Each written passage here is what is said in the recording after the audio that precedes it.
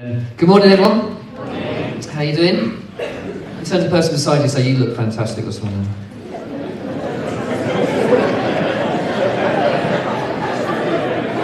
Okay, as Esther said, my name's Patrick, I'm from London. I started a charity, there's too much encouragement going on now. I started a charity nearly 20 years ago called XLP. XL stands for wanting young people to excel in everything they do, and P stood for projects. And it's been an amazing roller coaster journey. But I thought instead of me telling you about it, I'd ask one of my degree students just for a couple of minutes just to share her experiences. Now, this is Becca. Becca, why don't you come forward? Give Becca a little round of applause. Now, Becca's been, I run this little communication group within XLP, sort of, talking about how you communicate and how you try and do that effectively. And Becca's been doing that for a year, haven't you? Yeah. So if you want to judge her out of 10, that would be fantastic. Just let me know, give us some feedback. I thought this could be a really good lesson in humility for her. If she gets boring halfway through, just put your thumb down like that, it's fine, we don't mind. And so take it away, Becca. Make it good. Also, when Patrick speaks, if you want to notice his hand gestures and whether he puts his hands in his pockets all the time, that's something else to look out for. Patrick gave me the task of talking about two young people that I work with in particular, and I could have spoken about hundreds of incredible young people that I work with every day of the week, but I managed to narrow it down to two, you'll be pleased to know. The first one is a girl called Amber. Amber has just turned 14. It was her birthday on Friday, and boy did we know it. And one of the hardest things for me working with XLP was being around young girls who just don't realise their value. Amber came from a background of quite bad neglect. Her 18-year-old brother is in prison for murder. There are guns and knives in her house, and her family at the moment have just been in trouble with the police for selling cannabis and growing it. And because of that and many other things that have happened to her, she just doesn't feel loved. And the kind of outward motion of that is that she self-harms, she doesn't wear an awful lot of clothing, and she's recently started selling her body to boys and girls for sex. And sometimes I'm with her and I just think, where is the hope?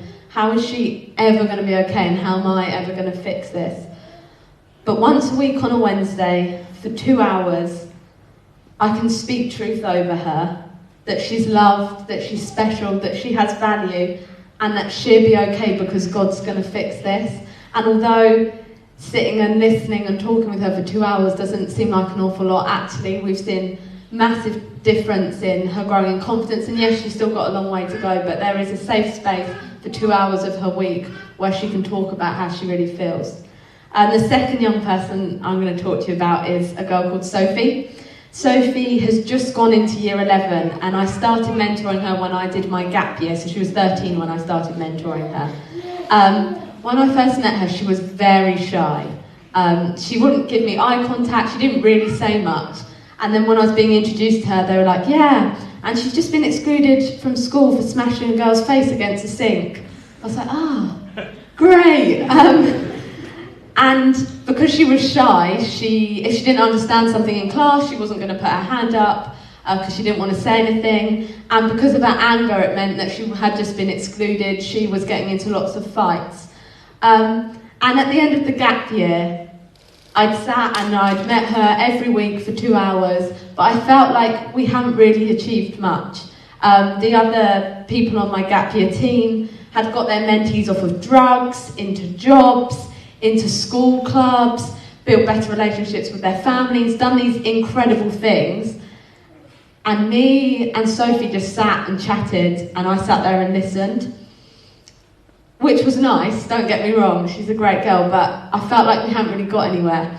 And then this time last year I got a letter through the post, and because of her parents' situation, any letter sent to her parents I get a copy of as well. And I was like, these letters never good. She's got in trouble again. And then I opened it and saw at the top, English department, and I thought, great, Here we go. She hates English. This is going to be a disaster. And the letter just said, Becca, you might want to read this. And this is what she'd written. She'd been asked to write for International Women's Day about a phenomenal woman. Who, in my opinion, is a phenomenal woman? You don't know her, but I guess it would have to be my mentor, Becca. Unknown to her, she changed my life dramatically. Until I met her, I was shy, not very confident, and in all honesty, friendless. Then she came along and changed all of that. Over the last year, I've made many new friends and done some great things that I never thought I would ever do. Thanks to Becca, I am now much more confident. She taught me that it's okay to be myself. Before Becca, I didn't think I could succeed in anything. But now I know I can succeed in anything I want in life because she can. Day by day, Becca changes the lives of young people and does everything she can to improve our community. If I ever feel down, I know I can just pop round to have a chat and have a laugh. She has shown me 1,000 different ways to view life, but I think I like hers the best. That is why Rebecca Boreham is my phenomenal woman. And I remember reading that and just crying and realising, actually, maybe just sitting and talking to her and listening to her is exactly what she needs. So that was a year ago. A year on, she recently got the Governor's Award at her school for Most Improved Student. And a few weeks ago, I went to her school because she'd just been awarded Deputy Head Girl. And has just come on leaps and bounds. She's building better relationships with her family. We've recently, me and her, have set up a youth club for girls in a similar situation to the situation she was in. And she's just come on so far. And I guess my point is that sometimes we can think that success is in the massive things and the young people who have completely dramatically changed their lives through a massive event. But it's not always the big things. Sometimes it's just asking somebody how they are, speaking truth over them and just listening. Thanks.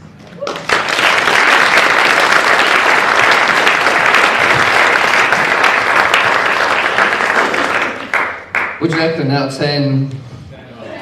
4? Some say 4? 3? I've heard a few 10s. And great, it's fantastic. And do chat to Becca afterwards. We've got a prayer letter about XLP.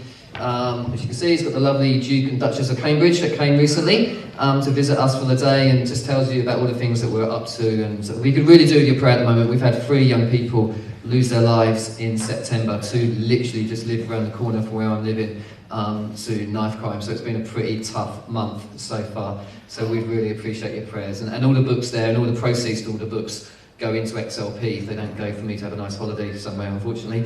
So do check those out as well.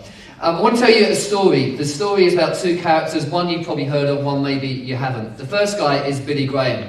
Billy Graham's very frail now, is coming towards the end of his life. He was interviewed recently and asked the question, what has been the highlight of your life? Now, Billy Graham could say loads of things. He could say, I have spoken to more people about Jesus than any other evangelical Christian in history, which is probably true, considering the crusades and the open airs and the football stadiums and all the TV things that he's done. He could have said, well, actually, I've met more world leaders and presidents than any other person in evangelical history. But Billy Graham said this, the highlight of my life has been getting to know Jesus, hanging out with Jesus, having fellowship with Jesus. There was another guy called Chuck Templeton. Chuck Templeton was an equally brilliant communicator. He used to stand on huge platforms across North America and he used to preach the gospel. But Chuck Templeton had a problem, and his problem was this. He could not understand why God allows so much suffering and so much pain in the world. So much trauma entered his own life. So he renounced his faith. He said, I can't do this anymore. I don't understand it anymore. The interviewer went up to Chuck Templeton. He famously went on to write a book called Farewell to God. He was really passionate about these type of things. The interviewer said, do you regret doing that? He said, no, I don't regret it at all. And then they started talking about the person of Jesus. Chuck Templeton said, Jesus is the most inspirational person that's ever walked this planet. He looked the interviewer in the eye, and a tear came in his eye, and he said, I miss him. I miss him. Now, I've got to be really honest with you. I am a little bit worried that some days that I might end up like Chuck Templeton. Now, I know that isn't something most Christian leaders stand up in front of church and admit to. But life is complex. I've held babies in my arms that 2 weeks later have died of a preventable disease because mum's too drunk to take them to hospital. I have seen mum upon mum upon mum. I was in a meeting a couple of nights ago with 300 people in my community, looking 2 mums in the face whose kids had just been taken away from them because someone stuck a knife in them. And it starts to do your head in after a while. I have dealt with kids who have been emotionally, physically and sexually abused by parents, by people who are meant to take care of them. And you start asking yourself, God, what is going on? And I feel sometimes people like me have been a little bit guilty of standing on very large platforms and always preaching the show reel. You know what I mean? The 25 minutes of spectacular story after spectacular story. And don't get me wrong, we need those amazing stories to encourage our faith, but maybe as well as the show reel, we need the behind the scenes. We need a bit of more honesty and integrity. And I think as we look at the life of Jesus, we realise that life for him was never simple. I want to read you some passages from John 14. John 14 is at the end of what's called the farewell discourse. This is where Jesus is starting to say goodbye to his disciples because he knows what's coming up. So Jesus is in this place of real emotional pain and trauma. And you would have thought that maybe this night, amongst all the other nights, his disciples, for once, could offer Jesus a bit of comfort and caring. But in that context of being in emotional trauma, in that context of knowing he's going to go to the cross, he turns to his disciples and he says these words: "Do not let your hearts be troubled. Trust in God, trust also in me. In my Father's house there are many rooms. If it was not so, I would not have told you. I'm going there to prepare a place for you. And if I go there and prepare a place for you, I will come back and take you to be with me, that you may also be where I am. You know the way to the place where I'm going." Thomas said to him, love Thomas, is great, "Lord, we don't know where you're going, so how can we know the way?" Jesus answered, "I'm the way, the truth and the life. No one comes to the Father except through me. If you really knew me, you'd know my Father as well. From now on, you know him and you have seen him."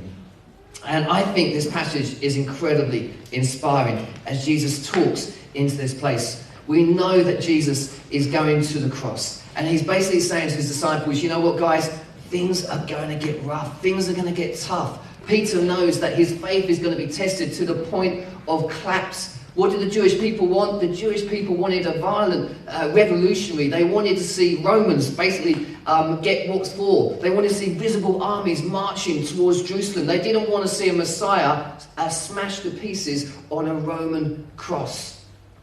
Jesus says, don't let your hearts be troubled. Trust in me and trust also in God. Jesus is saying, despite all the circumstances that goes around us, the reason we can trust in God is he promises never to leave us nor forsake us. So our trust and confidence isn't that bad things won't happen, but he will be with us there.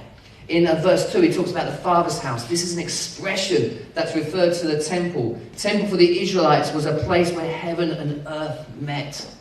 And sometimes it's about getting that heavenly perspective on our earthly journey, that heaven and earth will meet again. And when they do, there'll be absolutely room for everyone. 6 years ago, I went through one of those phases in my life where everything went wrong at once. I don't know if you've ever been through one of those phases. It just feels like a time and everything, one thing after another, after another, after another. It's like a perfect storm of things going wrong. And my little girl, Kezia, she got a condition called HSP, which means you get spots all over your legs. It's for you. And basically it gave her a condition called temporary arthritis. So she was on crutches and she was in a really bad way. And it lasted 6 to 8 weeks. And you'll know if you're a parent here, there is nothing worse than when your kid is sick and you can do nothing about it at all. And it's just one of those conditions we just had to see out. She's had it twice, actually. And around the same time as that, my dad got cancer, and he was meant to go in for a routine operation, and he was meant to be in for a week. And he was in for 9 weeks. In fact, he had 4 operations. He was about, 13 stone, 12 and a half stone when he went in. He lost 3 stone of weight. And every day I used to go and visit him. It's about a 90-minute drive from where I live. And I remember going there, going in the hospital, running up the stairs, thinking, this will be the time. I'm going to walk into the hospital ward and he's all going to be fine and he's going to be laughing with that embarrassing laugh and talking to the nurses. Every day he just got worse. It felt like he was disappearing before my eyes. And then I got diagnosed with this degenerative knee condition, which means I need to get both my legs broken in 3 places. An external frame put around my leg with 12 pins, 6 of which are going to have to be drilled into my bone. And they said to me, this is a huge operation. The frame will be on for 6 months to 18 months, depending on how well it goes. But it's such a big operation, you get to decide when to have it. So I'm thinking, wow, what do I do? You know, and my friends were saying to me, mate, that is huge. They must be waiting for a car accident to happen. You know something really bad's going to happen, but you get to decide when you step out in front of the car. That is crazy. And so me and my wife, we were like, what do we do? You know, we've got to have this massive operation. It's going to be life-changing. What are the things that we really want to do with the next couple of years of my life? And then my wife decided that she wanted to have a baby. And so I agreed for a day. Sorry, that's too much information on Sunday morning. And she got pregnant, and we were really, really excited. But then after 13 weeks, we lost the baby. And it just felt, God, I just don't know what's going down. What is happening? And the challenge is of being reasonably well known in the Christian world and speaking at lots of big events. Everyone wants to pray for you. And I don't know if you've ever been in that situation where you've been prayed for so many times, for so long as well, that actually you start feeling sorry for the people praying for you. Have you ever felt like that? And you feel like you just want to start twitching or falling over, just to cheer them up a little bit. And because they look pretty depressed at this point. And when I wasn't healed, then I got all the reasons why I wasn't healed. One was they told me I didn't have enough faith. Second was Christian leaders are the worst to pray for because you're no good at receiving. Cheer me up. God's backed you into a corner. God's going to help you to finally learn how to rest. And then the last one was just think of all the time God's given you to be able to pray. And, you know, these weren't particularly reassuring and didn't really sort of back up my picture of who I thought God was. But finally, Diane expected again and Caleb was born, and we thought, this is fantastic. This is our 4th child, okay? 4th child. We haven't had a cesarean up to this point. 4th child cesarean, which is really unusual. And Diane in the operation loses 2.8 litres of blood. So she's in the high dependency unit. She's tied up to every machine that you could possibly be tied up to, checking all sorts of things. And I remember it was 5:30 in the morning. I'd probably been awake for 36 hours. That didn't help. And I thought, this is it. God, what are you doing? You have left me. King's College Hospital in London, where my wife was, is overlooked by the international training quarters of the Salvation Army. And I remember at 5:30 in the morning, I looked outside my window and I saw this looking back. I took this picture off my iPhone. And the truth hit me again. That God allowed his only son to die the most horrendous death for us. Why would he do that and then leave me in my time of need? I remembered that God is with us whether we feel it or not. And the key is this, that God's silence doesn't mean God's absence. That God is there is not based on our feelings. That's why Jesus says in this passage, trust in me. Trust and believe.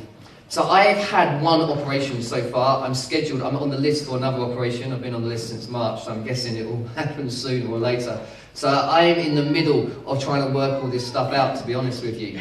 And the first operation was pretty tough. This is a picture of my leg after the operation. I sort of turned into Robocop. And a lot of people are like, how on earth did your kids cope? And this is my son Daniel. I don't know if you can see there. That's Star Wars Lego. Han Solo and Luke Skywalker, then there's Darth Vader and Chewbacca at the back there, so it was a little space station. And then of course there was Christmas, and that's Abigail, who turned it into a Christmas tree. So they adapted, and it was a tough experience. And the day before I went into hospital, I wrote this blog called When Faith Gets Shaken.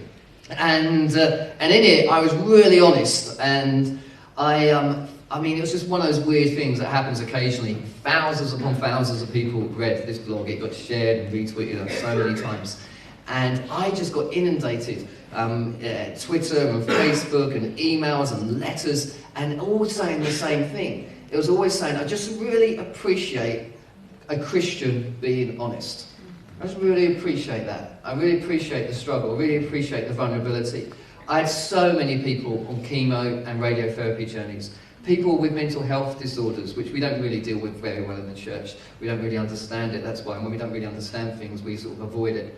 People with panic disorders, people who were going through caring for older parents with dementia. And in the blog, I told this story, which seems to really hit home. It's a really well-known story, so I apologise that you heard it before. But it was of a gentleman who asked Mother Teresa to pray for him. And she said, sure, what do you want prayer for? And he said, I would like prayer for clarity. And she said, no. Not praying for that. And he was like, well, you've always seemed to have clarity. Mother Teresa said this, I have never had clarity about anything I've ever done. All I've ever had is trust. So I pray that you will be able to trust. And so I was encouraged in a funny sort of way of all the people that I've met on my journey. I turned the blog post into this book called When Faith Gets Shaken. And obviously we'd love you to get a copy, but it's £7.99, but we're doing 2 for 12 quid because we'd love you to give it to someone who's going through a tough time. We've been on tour with it, and again, just inundated. People have become Christians on the tour. People have just come and they've just shared all sorts of stuff. And I think in sharing our common humanity, I think even non-Christians said, yeah, I'm not a Christian, but I appreciate it when we start sharing our common humanity. And then we just start being honest and we start being real. So this morning, I haven't got much time, but I just want to share 3 really quick lessons that I learned during my time and still learning today. The first one is around courage. I don't know what you think courage is. And I remember when I was thinking about this, I put a tweet out. Now, who here is into social media? Put your hand up if you've got a Facebook page. Let me just have a look. Put your hand up if you've got Twitter, if you're into Twitter. Not so many. Hand up if you think it's all demonic.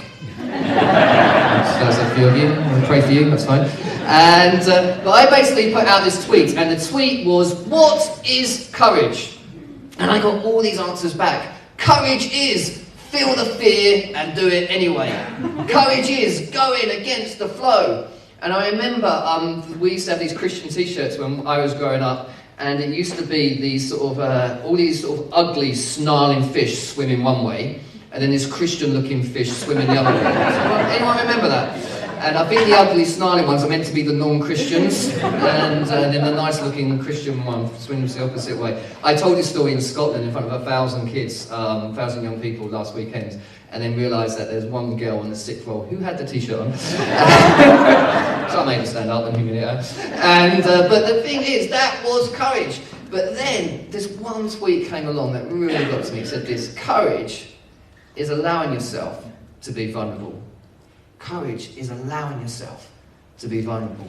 Courage and vulnerability are the same thing. There's an amazing author called Brené Brown, a psychologist in the States, who studied courage and vulnerability for years. And she says the Latin word for courage is core. It means to speak your mind with your heart. She also says the challenge we have is that we are not designed to selectively numb emotions. If we numb emotion, then we automatically start numbing positive emotions. And so you start numbing yourself to joy and well-being and peace. And that's the challenge. And courage is really to show up and let your true self be seen. I remember after the operation, one of the big challenges, and you'll know this if you've ever been long-term sick, suddenly your world contracts and it becomes very small, and the things that you used to be able to do, you can't do anymore. I remember for me, walking up the stairs was one of the huge challenges. I remember it used to take me about half an hour, and I'd go up the stairs and I'd bash my leg. And I remember one particular time, just after I came out of hospital, my mum was there, and I went upstairs and I kept falling, and she was behind me, and I got upstairs, and by the time I got upstairs, I was just an emotional wreck. And I remember shouting to my family downstairs, "That's it! I'm never coming downstairs ever again in my life." And I was so emotional. And I remember I sat in bed that night and I was Googling on my iPhone. And I came across this quote: "Sometimes courage doesn't roar. Sometimes it's the quiet voice that says, I'm going to try again tomorrow." Courage doesn't always roar. Sometimes it's the quiet voice that says, I'm going to try again tomorrow. And I know, because we're all human beings here, There are probably people here this morning that really need to hear that quote. Going through a tough time, trying to work out how it's going to end up. Courage doesn't roar, it's come on, let's try again tomorrow. That God is with us. Trust in me and trust in God. The second key thing, I've called it standing stubbornly nowhere. In my book, my wife writes a chapter. It's called Secondhand Smoke. And the reason it's called secondhand smoke is often when you're going through a hard time, all the attention's on the person who's physically suffering or emotionally suffering or who's lost their job or is in a relationship breakdown. But it's actually the people around them are suffering as well. Secondhand smoke can still kill you. And so all the attention was on me, but yet my wife, Diane, who's amazing, she was really struggling emotionally. And one day she went into the bedroom and she basically said, God, I can't do this anymore. And you know the saying, there's always light at the end of the tunnel. And she was like, there's no light at the end of the tunnel. In fact, once he's done this leg, he's got to get the other leg done, and we've got all these other challenges going on in XLP, we've got all these other things going on. I just can't see any light anywhere. And she felt God say to her, stop looking for the end of the tunnel and start looking around you. And as you look around you, you'll start seeing little bits of light come through in the love of your neighbours and your friends and your family.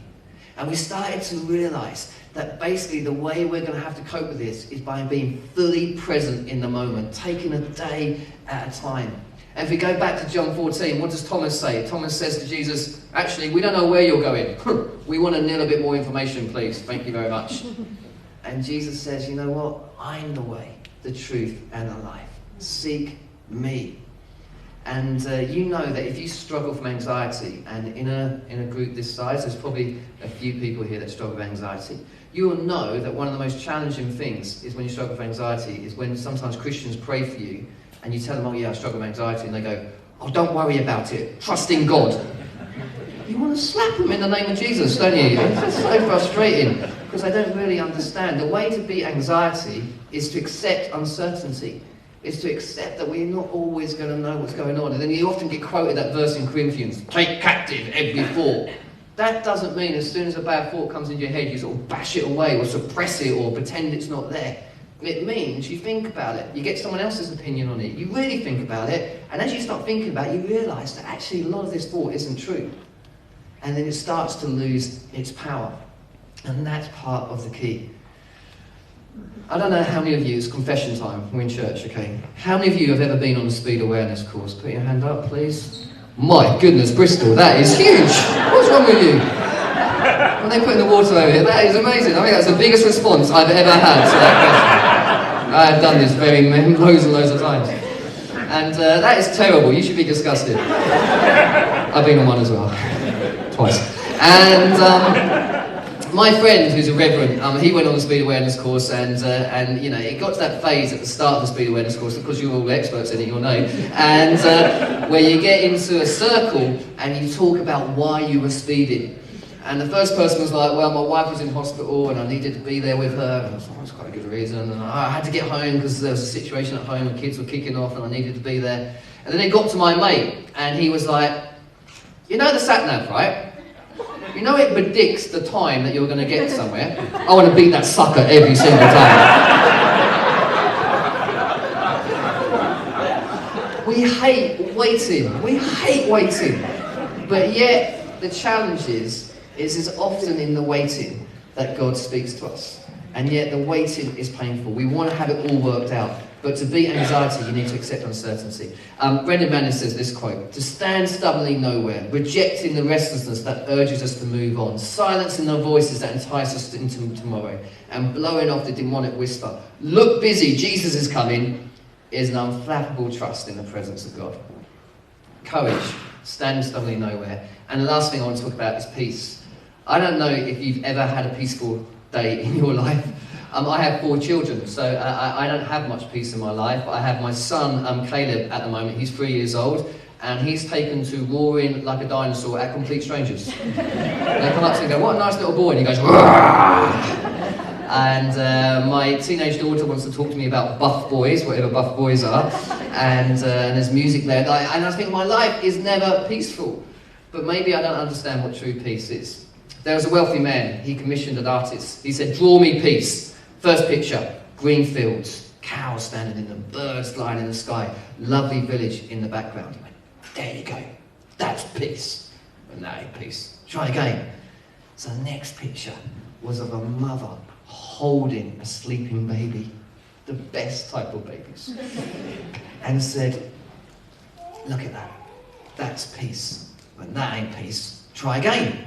Third picture, it was a bit narked at this point, prayed about it. The third picture showed a stormy sea pounding against the cliff. The artist had captured the fury of the winds, laced with streaks of lightning.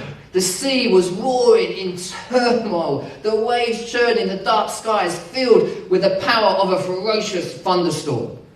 And then in the middle of the picture, under the cliff, the artist had painted a small bird, safe and dry in her nest, snuggled in the safety of the rocks. The bird was at peace in the midst of the storm that raged about her. Peace is knowing that despite all the stuff that goes on in our life, God is holding on to us. Paul, from his inside his prison cell in Ephesus, wrote these very famous words to the Philippians. You would have all heard these words before. Rejoice in the Lord always. I say again, rejoice. Let your gentleness be evident to all. The Lord is near. Do not be anxious about anything, but in every situation, by prayer and petition, with thanksgiving, present your request to God. And the peace of God, which transcends all understanding, will guide your hearts and mind in Christ Jesus. He goes on to say, I know what it is to be in need.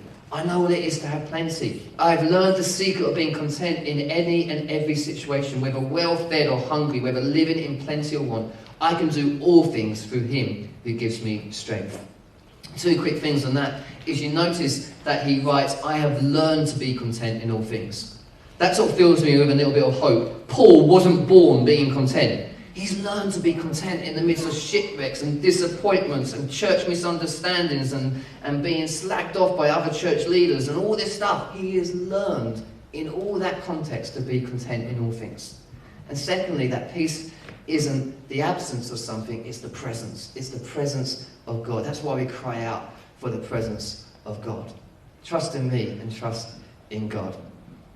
I remember when I was, again, going through this tough time, Will Vanderhart, who runs an organisation called Mind and Soul, he wrote the foreword for the book. He's an amazing guy. And I was talking to him, and he said, basically, in all his years of counselling, he works with a Christian psychiatrist called Rob Waller. He said these are the most common things he hears from people who are going through a tough time.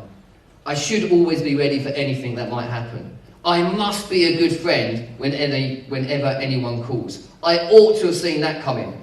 I always make sure nothing bad will happen. I'll never allow chance to play a part.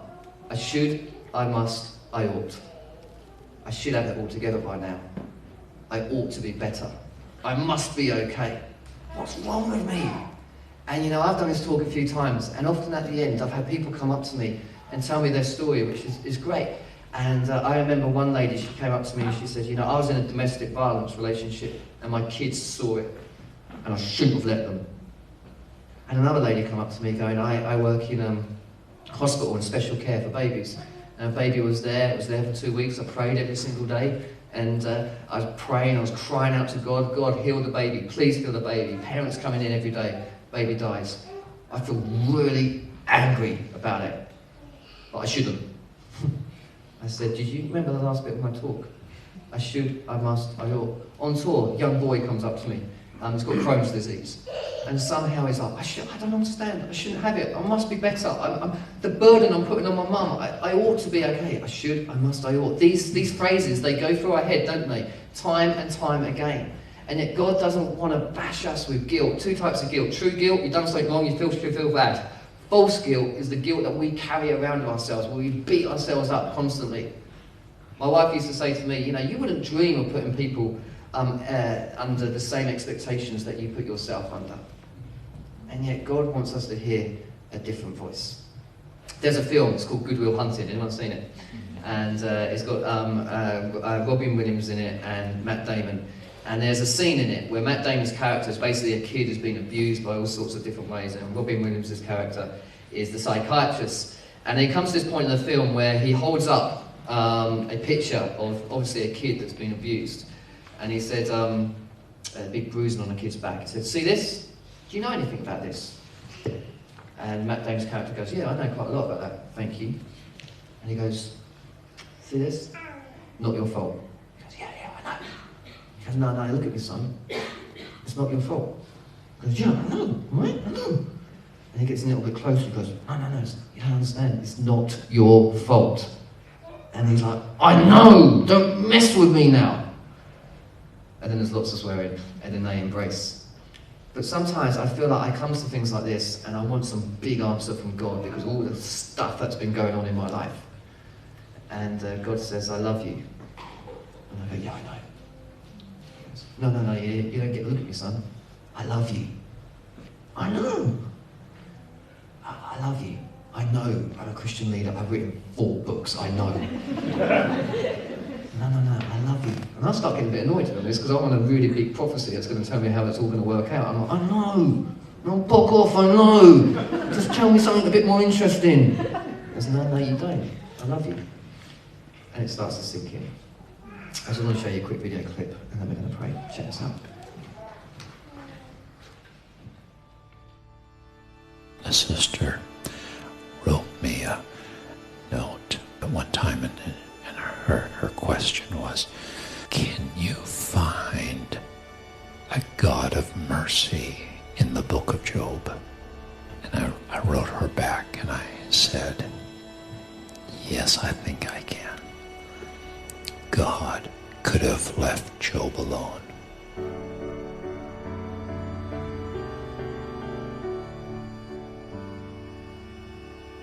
Years ago, I suffered an injury to my voice. At the time, I was a pastor and a worship leader, and since that time, my strength is very small, and it's painful for me to speak, so I have about an hour a day that I can manage, and then the pain shuts me down, so you can all do the math. When this happened to me, it threw me into crisis in pretty much every department of my life. It threw me into professional crisis. What does a pastor do that can't talk? What does a worship leader do that can't sing? I found myself in a theological crisis. God, how can I be loving you, serving you, giving you my life, giving you my best, walking in obedience, walking in faith and love, pouring my life out for the gospel, and take a hit like this? I didn't have a theology for that. I found myself in the darkest place of my life. Nobody had any answers, and all I had was this. For 5 years or so, my prayer life was basically 3 words. I love you. I don't understand you, but I love you. Over and over, just giving him my love in the darkest place of my life. I've discovered it's the most powerful thing you can do. God could have left Job alone. He could have said, have your bickering wife, have your 10 wayward children, have your safe little world, have your little bubble. But the Lord said, Job, I love you too much to leave you to yourself. I love you too much to leave you to the smallness of what you know. If God had not interrupted Job's life, and if Job had not walked through a living hell, we would never have heard of the man. But because it all shook down, and he stood and said, I love you. I worship you. In his darkest hour, the Lord has given, the Lord has taken away. Blessed be the name of the Lord. I'm going to pray and hand back to Esther. If the worship guys are around, if you can make your way up, that would be amazing. I want to read something from, which I think is one of the most amazing things I've ever read. It's not written by me, it's written by a 12-year-old. And it's believed to have been found on the cellar wall in Cologne in Germany in 1943. It's written by a child hiding from the Nazis. It's amazing. She writes this: I believe in the sun even when it's not shining. And I believe in love even when there's no one there. And I believe in God even when he's silent. And I believe through any trial there's always a way. But sometimes in suffering and hopeless despair, my heart cries for shelter, to know someone's there. But a voice raises within me saying, hold on, my child, I'll give you hope, I'll give you strength, just stay a while. Courage and vulnerability are the same thing. Being fully present in the moment, allowing God's peace, whatever we're going through, to transform our hearts and minds. And as I was thinking about this morning, I guess there were a couple of things that just came to my mind. One was the secondhand smoke illustration. That maybe there's some people here and it's not you that's going through a tough time, maybe it's your kids that don't know Jesus, and it's actually really, really upsetting for you. And of course the tension was, let's pray for them, which is the right thing to do, but actually emotionally you're struggling with it. And there's other things going on within your family and it's affecting you. And yet no one seems to notice what you're going through. And God just wants to say this morning, I see. Don't you worry, I see the tears, and I see the pain, and I see the worry, and I'm there. The second key thing I felt was I should, I must, I ought. That sometimes, how many times do we say that? And that as maybe as we worship, and Esther leads us in a time of prayer, that maybe it's a good time to let go of that beating ourselves up and allow God to minister to us. Father God, I thank you for everyone in this room. I haven't got a clue who most of these guys are, but you do. That you know them, that you love them, that you care for them, you're passionate about them, you're pursuing them. And God, I pray that you would speak to them now about your love for them, and they would receive that love. We wouldn't just say we know, but we would receive your love. We wouldn't keep pushing you away, but we would know your presence in the midst of the storm. In Jesus' name.